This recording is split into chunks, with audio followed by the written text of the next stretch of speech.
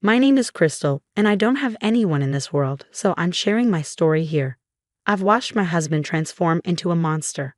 I don't know how many of you have successful love stories, but I envy those who married their soulmates and are now living their best lives. I thought I was marrying my soulmate, Seth, but I was wrong. Seth and I got married out of love. We both had stable jobs and a good relationship before our wedding. However, after we got married, Seth suddenly quit his job without consulting me. He said, "Look, Crystal, I was getting depressed and burnt out at my last job, so I needed to quit. I'll apply for a new job soon, but I need a break. You'll have to support us till then." "I'm sorry you're feeling down, Seth, but you should have consulted me or at least told me you were going to quit." "I needed a heads up," I replied. "It's not a big deal, Crystal. It's just for a few months. After that, things will go back to normal." Things never went back to normal. I took on 2 jobs to support us while Seth sat at home and played games all day. He didn't even take care of the house. After months of struggling, paying rent became nearly impossible. We were forced to ask for help from his parents, Cole and Olivia. They were furious when they found out Seth had quit his job. "Seth, what is wrong with you? You're getting back to your old habits again. This is unacceptable," Cole said. "What do you mean, Cole? Seth is a hard-working man. I always knew him that way. This situation is an exception. He hasn't been doing well mentally," I tried to explain. "You don't know everything, Crystal. Seth has done this multiple times. He quits his jobs and then expects us to take care of him. Last time, we threatened to cut him off if he didn't get a decent job. We forced him to go back to work. After that, he met you, and we thought he had genuinely changed. Now we see he's back to his old ways. He says he's depressed and has visited many therapists. They all said there was nothing wrong with him. He was just playing us for free money." I was shocked. In the 2 years we were together before marriage, Seth was a consistent worker. He never did anything like this. This only started after the wedding. Seth tried to defend himself, saying, "Dad, you saw that I changed my ways. This is really an exceptional situation. We just need a little help for the time being. I'll find a job soon." "You better stick to your word, Seth. We won't have you mooching off your wife. She's a good girl and deserves happiness. We'll let you stay at one of our properties for free, but you have to promise to get a job soon. We'll kick you out if you continue this charade." "Thank you so much. Seth will work on his problems, I assure you." "Thank you for helping us until then," I said gratefully. Seth promised his parents he would find a job, but he never did.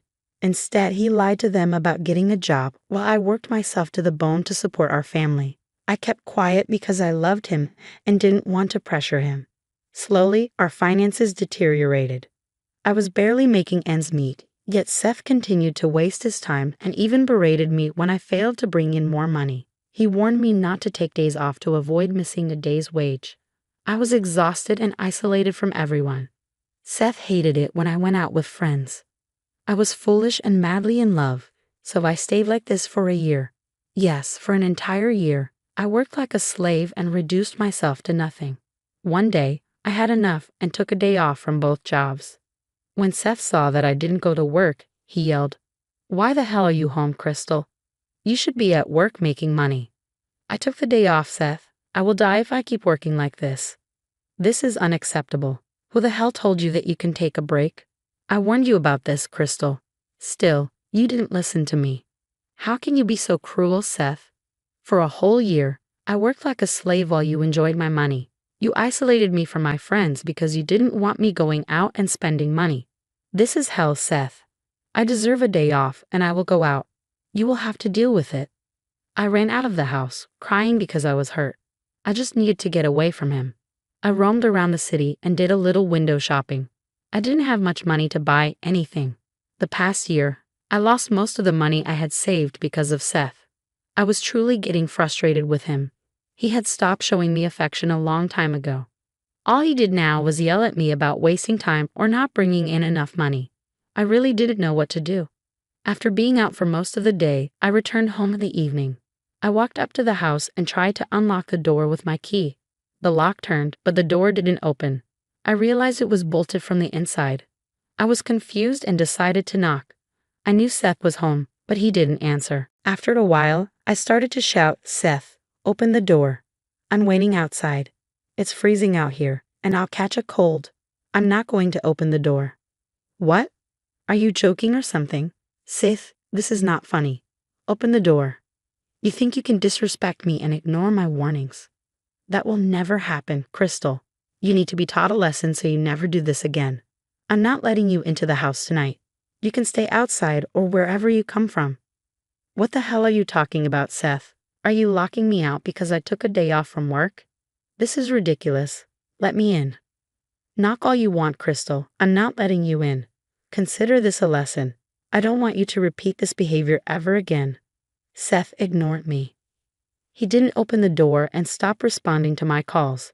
I kept pounding on the door and calling him, but I got no answer. I was starting to freeze and didn't know what to do. Like a fool, I decided to wait a little, hoping his anger would dissipate. I thought Seth wouldn't be so cruel as to lock me out of the house. I was wrong. I sat there for 2 hours before I realized how abusive my husband had become. At that point, I felt completely alone. Seth had isolated me from my friends, and I didn't have any family in the state. I didn't know where to take shelter for the night. The cold was creeping in, and I started to shake from the chills. After thinking for a while, I decided to seek help from the only 2 people I knew well enough. I got into my car and drove straight to my in-laws' house. They were my only hope in this horrible situation. I knew they were good people and would help me out at least a little. I raced to their house and knocked on the door. Cole opened it and was surprised to see me. After letting me in, he said, "Hey, Crystal, what's the matter? Why are you crying? Oh my God, you poor thing. Is Seth okay? Why did you come alone?" Seth locked me out of the house. I was sitting outside for 2 hours before I drove here. What the hell, Crystal? Why did he lock you out? What kind of prank is this? Don't tell me he's getting influenced by all those videos he watches. No, Cole, he wasn't pranking me. He locked me out because I took a day off work. He doesn't like it when I take a break. I've been working 2 jobs to support us. I was feeling burnt out, so I went window shopping for a day. It's not like I can buy anything. I don't have money. What in the world, Crystal?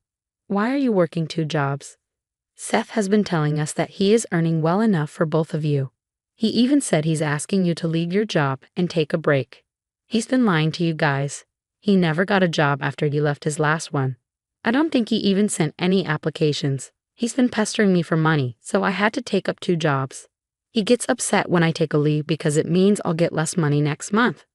I started to cry and poured my heart out to his parents. I knew he had been keeping them in the dark. I supported his lies because I didn't want them to disown him. Like an idiot, I loved a man who didn't even care about me. My pain and shame became too much to handle. I broke down, and Seth's parents were horrified to learn their son had become abusive towards me. They were even more furious than I was. Cole started to curse out loud while Olivia quietly patted my back. When I finished crying, Cole said, "Crystal, don't worry. You are not alone. We are going to get you out of this situation. I can't believe our son has turned into a monster.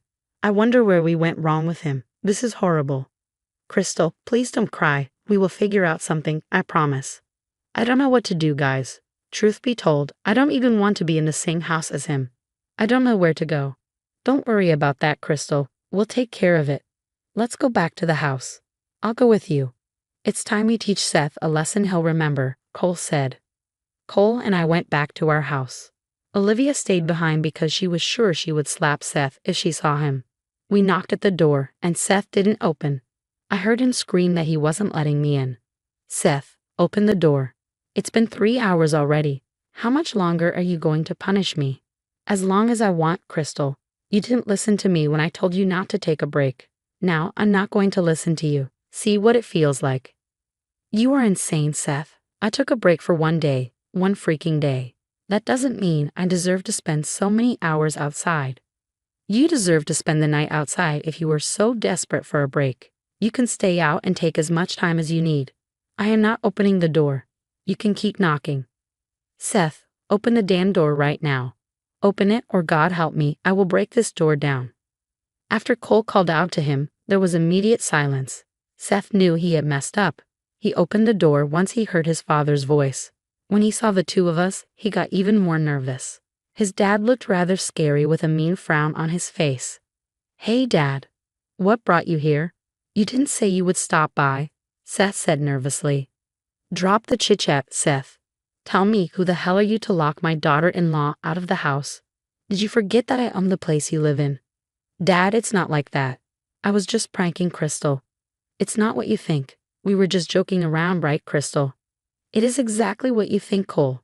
Seth kicked me out of the house because I took a day off work. He has been working me to the bone while spending my money and sitting around at home. Seth, why the hell is Crystal telling me that you left your job without consulting her? I let you stay here on the condition that you would work on yourself for your family. Why am I hearing this about you?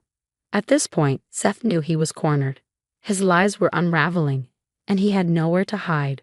My pride would never let me tell people about my useless husband, but he underestimated the power of a woman who has been abused for too long. I wasn't going to sit idle and take his abuse anymore. I was going to ruin him. Still, Seth tried his best to save himself. Dad, it's not like that. I swear. I'm looking for jobs. It's just taking time. You know how bad the job market is right now. I've sent so many applications, but I haven't heard back yet. Oh, really? Well, why don't you show me all the job applications you've sent then? We will decide if you are telling the truth. Why do you need to see proof? Don't you believe your own child? This is ridiculous. I don't need to show you any proof.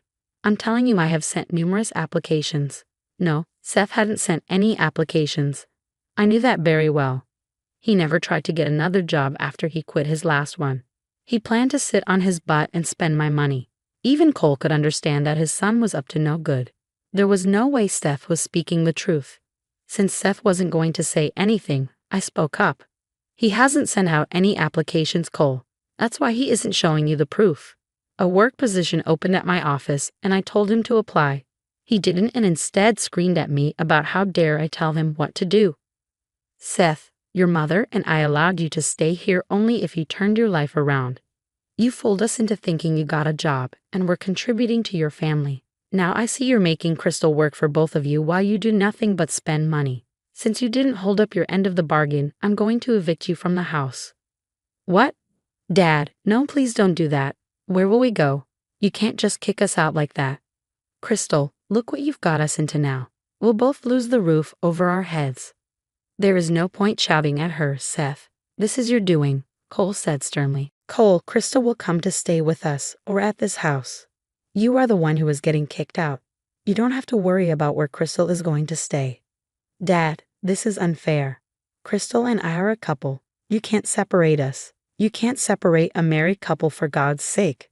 I go where my wife goes, and that's final. If Crystal wants to stay married to me, she has to take me where she goes. Yeah, well, in that case, I won't stay married to you anymore. I made that decision a while back, Seth. There is no way I'm going to continue this marriage. I will be divorcing you. Seth was dumbstruck by what I said. He didn't expect 2 blows in one night. All his life, he used the people around him to fund his expenses to some extent. For the last year, he managed to throw all his responsibilities on others. He expected life to go on like that. However, that was not going to happen. His parents and I were going to stand up for ourselves. Seth understood that he had just nuked his life at that point.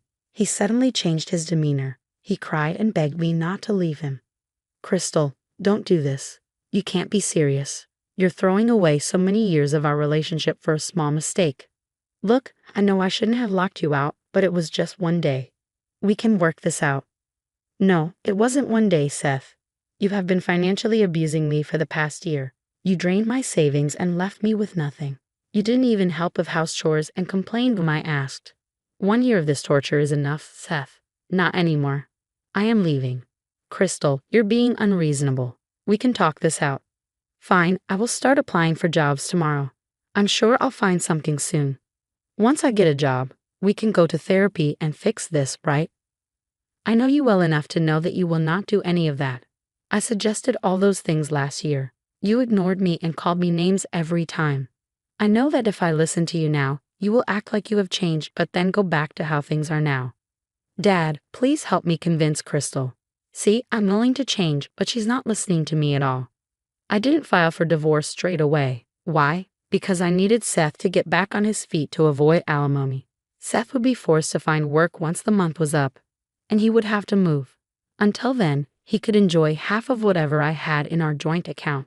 I transferred half of the funds into my own account and left him with half, and I promised myself not to send any funds into that account again. Seth tried his best to convince me to return to him. He showed up at his parents' place multiple times to get us to forgive him. We didn't, of course. In fact, this time his mother verbally attacked him for being such a deadbeat. She even called him a poor excuse of a man. Seth was crying and begging for forgiveness. It was truly glorious. The month passed and Seth was forced to move out of the house. He tried to fight the move, which led to his parents almost calling the cops. I guess Seth found it hard to believe that his parents were actually kicking him out. Anyway, since then, he had been couch surfing with his friends but had to get a job, of course. Who would host him for free day after day? Everyone knew about his bad habits of becoming a parasite on others. Seth couldn't find a good job but made do. As soon as he moved into a place, I filed for divorce. The process was easy because Seth didn't have any money for a lawyer. He resigned to his fate and let us get divorced. I wasn't giving him any alimony because our income difference wasn't much. I left one of my jobs because I no longer needed to support another person. Plus, his parents were hosting me for free, which let me build back my savings as well. We split amicably because we didn't have the means to fight. He apologized to me multiple times, but I didn't forgive him. I'm now living in a 2-bedroom apartment with a roommate. Things are picking up for me. I visit Olivia and Cole since they have become my family as well. They are also refusing to forgive Seth, and it doesn't look like their relationship will ever go back to normal. Who's at fault here now? Crystal is doing the right thing by divorcing you. You don't have the right to hold her back. Her logic is completely on point. She's a good girl, and I don't want her to waste her life with an abusive man like you anymore. Crystal, you know what? You can come over to our place and stay there until Seth is kicked out. I'll wait here while you pack your bags. I took the chance and went straight to my room to get my stuff. As promised, Cole waited for me downstairs while Seth tried to make him change his mind. To be honest, I didn't trust Seth anymore, and staying with him in this house after the confrontation would be too risky, so I took Cole's offer to stay with them. I could hear Seth shouting and crying downstairs. Cole was passive to everything and waited quietly for me. I got my stuff and went downstairs. Seth tried to physically block me with his body. That's when Cole shouted at him about calling the police. Seth got scared and let me go. Back at my in-laws' place, Olivia took one look at us and immediately hugged me. For some reason, her tender move brought me back to tears. It had been ages since someone held me like that or showed me any bit of affection. It made me realize how much I lost by marrying Seth. His own parents loved me more than he did. Olivia brought me into the house and assured me that I could stay with them as long as I wanted. So I decided to stay there for the time being.